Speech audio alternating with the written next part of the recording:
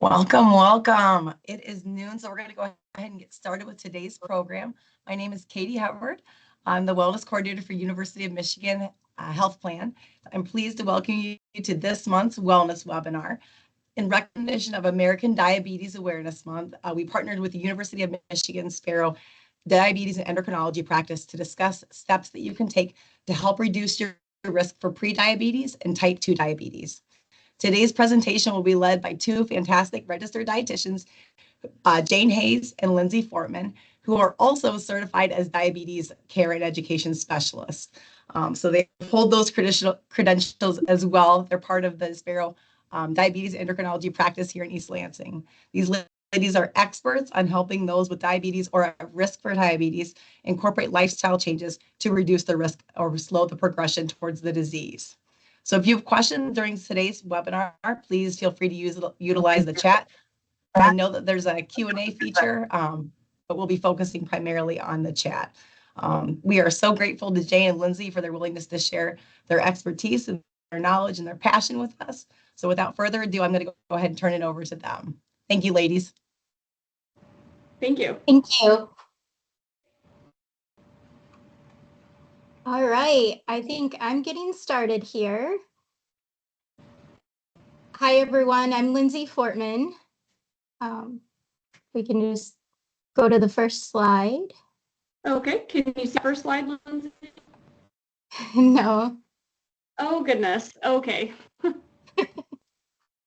I am so sorry. I thought that.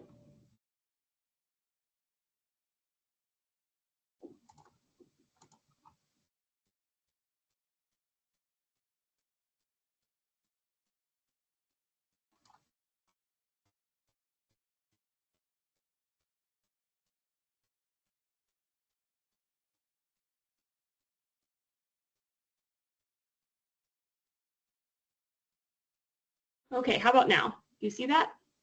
First slide? Yep, the title page. Yep, okay, thank you. Okay, I'm so sorry about that. Okay. That's okay, no problem. Thanks for doing the slides. All right, so happy National Diabetes Month. National Diabetes Month is a time to raise awareness of diabetes, recognize the risk of developing it, and encourage early detection and intervention.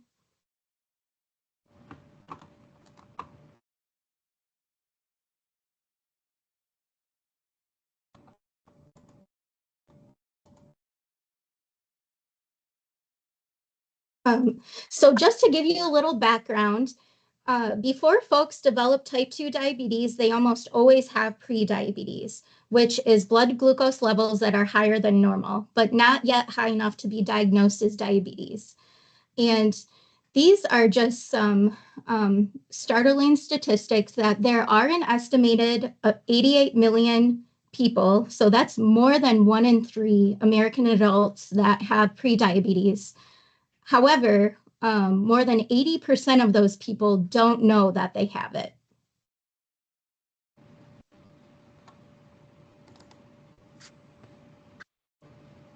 So type 2 diabetes symptoms often develop over several years and can go on for a long time without being noticed. Sometimes they aren't even noticeable at all. Some classic symptoms can include increased thirst, frequent urination, feeling tired, unintentional weight loss, blurred vision. Those are just a few. Just another statistic that more than 38 million Americans have diabetes. So that's about 1 in 10. So if you have been diagnosed, you're definitely not alone. And about 90 to 95% of those folks that have diabetes are people with type 2 diabetes. So it most often develops in middle-aged and older adults, but it is increasing in younger folks as well.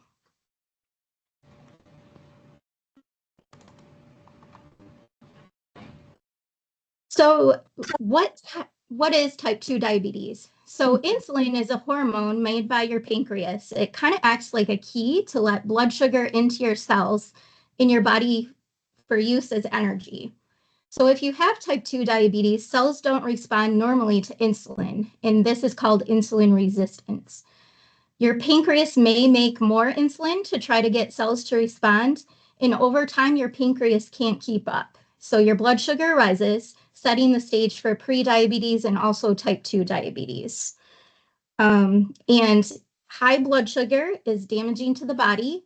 It can also cause serious health problems such as heart disease, vision loss, kidney disease. So it's always good to be aware if you are a person with type 2 diabetes.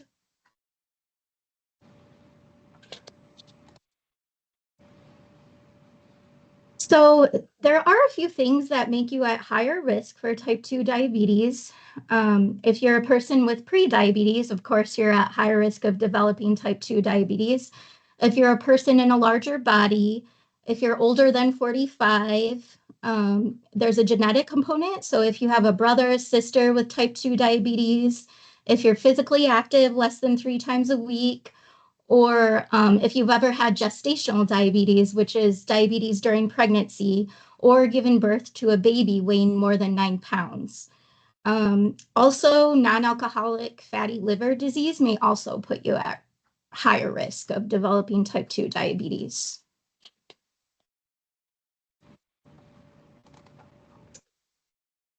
So somewhat of a controllable factor, risk factor, is this right here.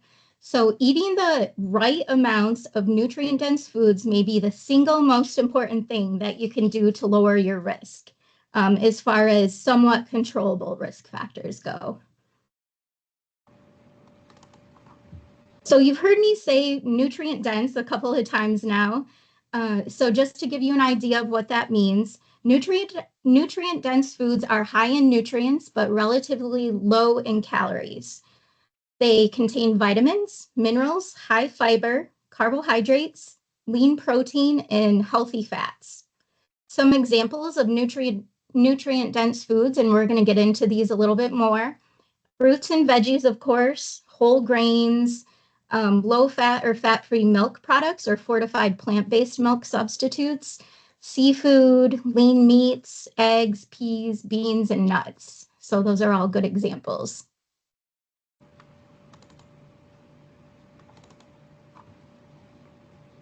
So speaking of veggies and fruits, they are sources of many essential nutrients that many folks do not get enough of, including potassium, fiber, vitamin C, and also folate.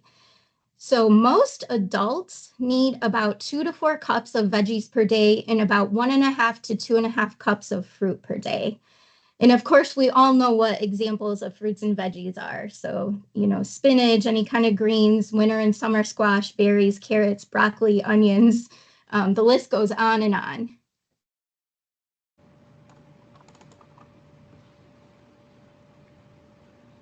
So grains are an important source of many nutrients, including fiber, several B vitamins and minerals, such as iron, magnesium, and selenium. Examples are whole wheat flour, bulgur, oats, and whole grain cornmeal. Most adults need about 3 to 5 ounce equivalents of whole grains per day. So just to give you kind of an example of what would be, what a portion size is equal to about 1 ounce equivalent. So 1 slice of whole wheat bread, or half a cup of cooked oats, or half a cup of cooked whole grain pasta. These are all examples of 1 ounce equivalent of whole grains. And if you want to know more information about what your suggested requirements are, this information can be found on the myplate.gov website.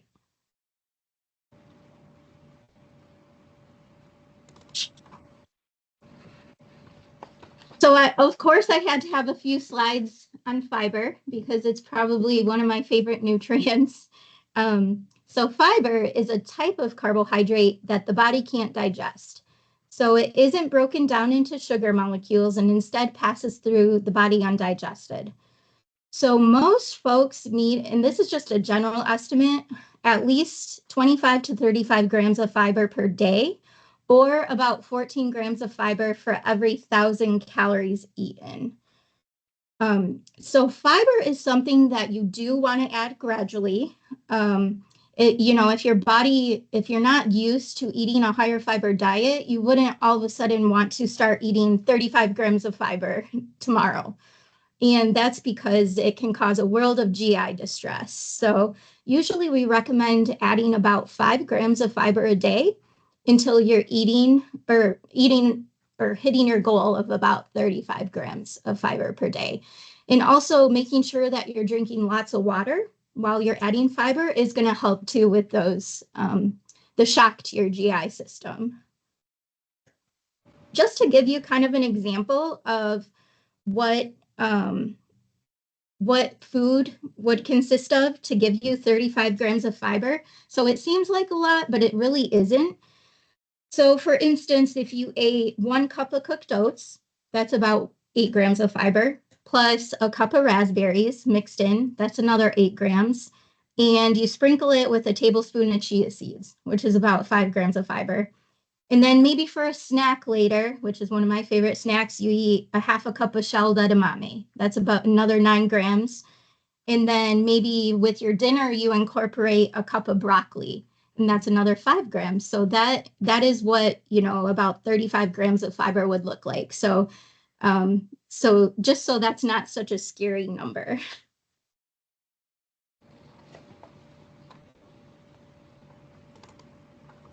All right, so hi everybody. So dairy products are also a really important thing that we want to make sure that we're adding to our diet. So dairy foods are very nutrient dense. They contain protein, calcium, vitamin D, phosphorus, and B vitamins. And those nutrients are really, really important for bone building. So dairy products are the main source of calcium for most Americans.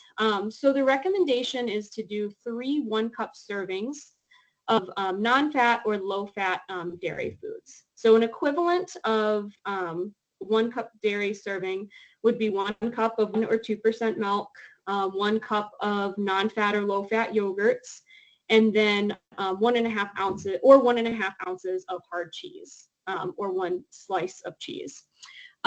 So there are a lot of dairy products and dairy alternatives that are available to us. I do kind of like to give kind of a general,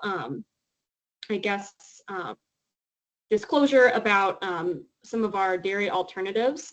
A lot of dairy alternatives that we see do not have the same amount of protein or the same amount of calcium that we will find in traditional cow's milk dairy products. So if we are looking for something that is a dairy alternative, typically our soy products tend to be a little bit higher in protein and then are fortified with calcium as well. So we just want to make sure we're trying to choose those nice, lean, good dairy products. So protein. So proteins, choosing lean protein is really, really important for maintaining good health and keeping our blood sugars in control.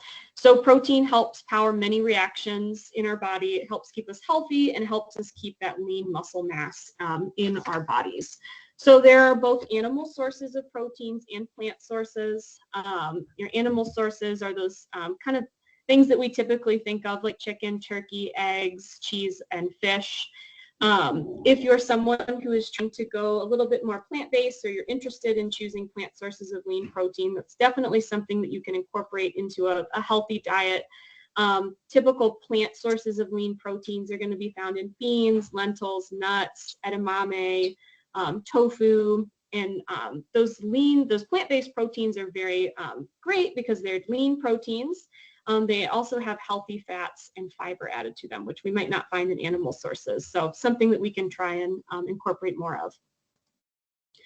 So the really big question that we typically get asked is, how much protein do I need, right? And that is custom to the person, but in general, we want to shoot for about 7 grams of protein per 20 pounds of body weight.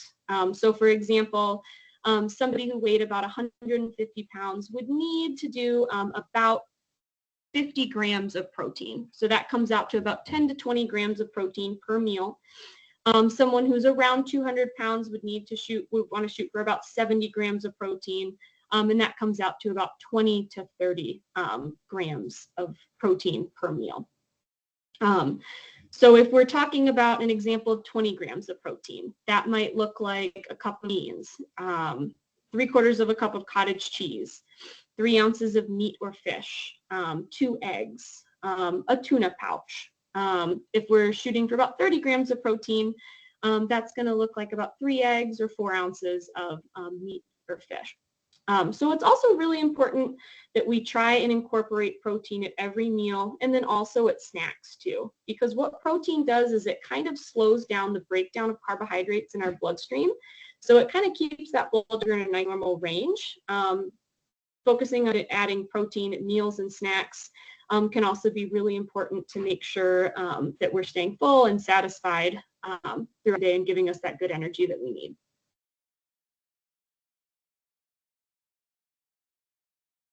Okay, I'm back up for fats. All right. So the fats we eat play an important role in our weight and health. Fats are going to give your body energy, protect your organs, support cell growth, keep cholesterol and blood pressure under control, and also help your body absorb vital nutrients.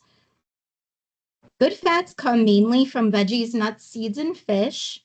The very best fats are called monounsaturated fats, and these are the kind of fats that are found in avocados, nuts and seeds like almonds, hazelnuts, cashews, pecans, pumpkin seeds, sesame seeds, sunflower seeds, and also plant oils like avocado oil, olive oil, peanut oil. Those are all good, healthy fats. And fats is something though, even though, there's a difference between good fat and not so great fats.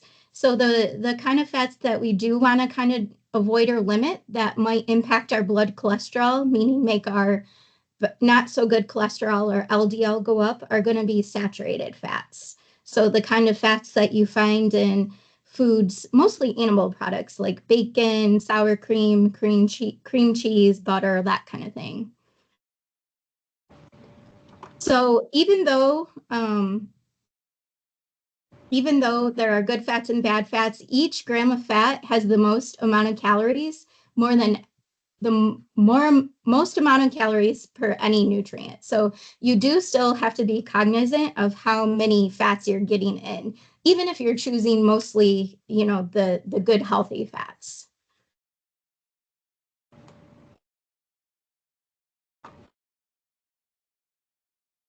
Okay, so kind of we talked a little bit about some of the healthy nutrition, good nutrition for managing blood sugars, but another modifiable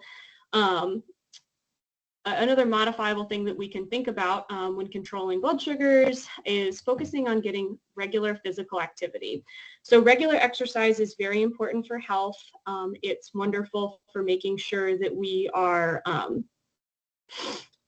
keeping our cardiovascular, it's for our cardiovascular system, for blood sugar management. Other benefits of regular exercise would be for weight loss or weight maintenance. It helps improve memory, manage our blood pressure, lower our LDL, which is our bad cholesterol, and then raise our HDL, which is our good cholesterol. So our goal is to try to get 150 minutes of moderate to intense exercise per week. So we want to try and get about 30 minutes of exercise most days of the week, where we can try, and we want to try to not go more than 2 consecutive days without dedicated movement. We do want to try and get a balance of cardio and resistance training. So cardio training would be like walking, biking, using the elliptical, resistance training being lifting weights, using resistance bands to keep those muscles nice and strong. So if you're somebody who's looking to increase physical activity, we recommend trying to start low, listen to your body, make sure that we plan for time to rest and recover. If you're somebody who's not used to doing physical activity, try and start low. Maybe start with a 10-minute walk and then work your way up to that 30 minutes of exercise. We don't want to get too sore and not be able to move like we want to.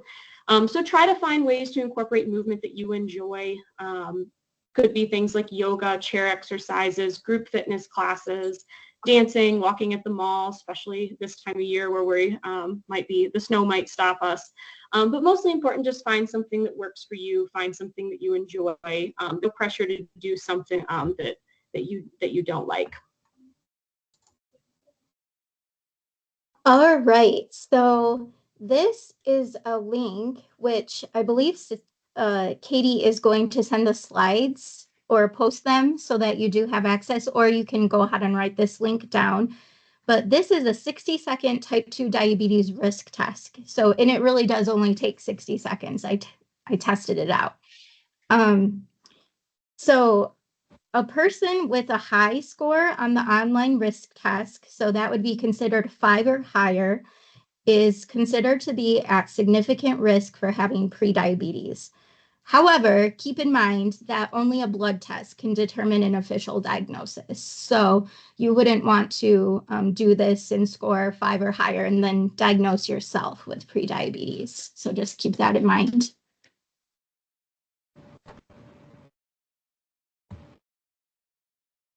So this was just very high level information. If you are interested in meeting with a dietitian, we do have many great outpatient dietitians within the University of Michigan Health Sparrow Health System. So if you are a person that is not diagnosed with diabetes, this could be an option for you. So we do have our U of M Health Sparrow Outpatient Nutrition Services. So they assist with health and weight management goals, and they also provide some virtual and in-person cooking demos that are also available. And many of you that are U of M Health Sparrow team members probably already know that. So they do need a referral from your primary care provider. Or you could actually call this number as well to see if you qualify to meet with a dietitian, because many insurance plans will cover that. So, or they're included in the plan now. And then there's also another opportunity to see us in diabetes education. So we are located at the Health Science Pavilion that is attached to the MAC, if everybody's familiar with that. And we provide diabetes education. It's called Diabetes Self-Management Education Group Classes, and also individual appointments if you are a person with diabetes. So we have virtual and in-person classes and appointments available. And so pretty flexible as far as scheduling goes. We also have to have a referral from your primary care provider. So you could ask for a referral, or you could just call our number, which is 517-364-8080, to see if you qualify to meet with a registered dietitian, certified diabetes care and education specialist. That's definitely a mouthful. We used to only be CDE, which was a lot easier, certified diabetes educator, to get out. And the next slide is going to have our personal, or our address, so where we're located, and then also, of course, our names, just in case you want to see one of us. Thank you, ladies. I do have some questions. And if you guys have questions and you're listening, feel free to add those to the chat. But out of curiosity, so if someone has a loved one that's been diagnosed with prediabetes, or they take the risk test and they're at very high risk for prediabetes, is that something that they could get a referral to meet one-on-one with a dietitian? So are you, we're talking pre-diabetes levels? Yeah, so absolutely, you could ask to get a referral to meet with our lovely outpatient dietitians they're located in the Sparrow Professional Building. Okay. So you guys will only typically work with people who've been diagnosed with type 2 diabetes, is that correct? Any kind of diabetes. So type 1, type 2, genetic diabetes, gestational diabetes. Okay. Yeah. Awesome. Jane, this one's for you. I'm curious, are there specific exercises, or can you tell us a little bit more about how physical activity slows the progression of diabetes? Is there preference for like stretching versus weightlifting versus going for a walk? Yeah, absolutely. So there's different, so really stretching, to my knowledge, does not really impact our blood sugar very much. There is differences between resistance training and cardio exercise. So we see oftentimes that doing more cardio training can kind of drop those blood sugar levels. So it's really advised. Really, most of the time our blood sugar levels are going to be a little bit higher after a meal. So if we can get some type of physical activity, use those large muscle groups, that can kind of help bring those blood sugars down to a normal level where we want to see them. Awesome. And then this one's for both of you. If someone is concerned, let's say they take the risk test and they're at high risk for diabetes, or they have a family history of diabetes, are there, like, I know you mentioned eating healthier and physical activity. So other than, following a whole foods well, my preference is plant-based, but I'm not sure if there's diabetes research to back that up. Whole foods based healthy eating plan with, the right amounts of the right nutrients and adding physical activity. Are there other lifestyle changes that would help to decrease their risk for developing diabetes?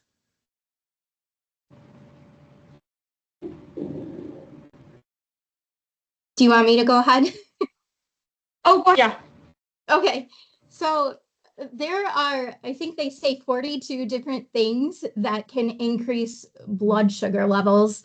And some of those, like sleep is important. So getting enough sleep, keeping stress under control is incredibly important. Those are two of my top choices for as far as that are maybe somewhat controllable risk factors. Do you have any favorites, Jane? Well, you took the words out of my mouth. Those are my two favorite, controllable day-to-day things that we can incorporate to reduce our risk for type 2 diabetes. I also think it's a great opportunity to start that conversation with your doctor as well. Talk about your concerns, family history, your risk. That you either perceived or that you've taken the exam. And sometimes doctors may want to start some kind of early drug therapy to assist with bringing those blood sugars down to healthy levels, but that's very individual to the person, so that'd be a good time to bring that up with your doctor and you guys can come up with a plan together. Awesome. I don't see any questions. I think that this has been really helpful and a really informative and engaging presentation. So thank you so much, Jane. Thank you, Lindsay, for sharing your time with us today and your expertise. For those of you who are interested in the contact information and the links that were provided in the PowerPoint, I'll be sending that out later this week, along with a link to the recording. So thank you all so much for joining us, and happy Wednesday.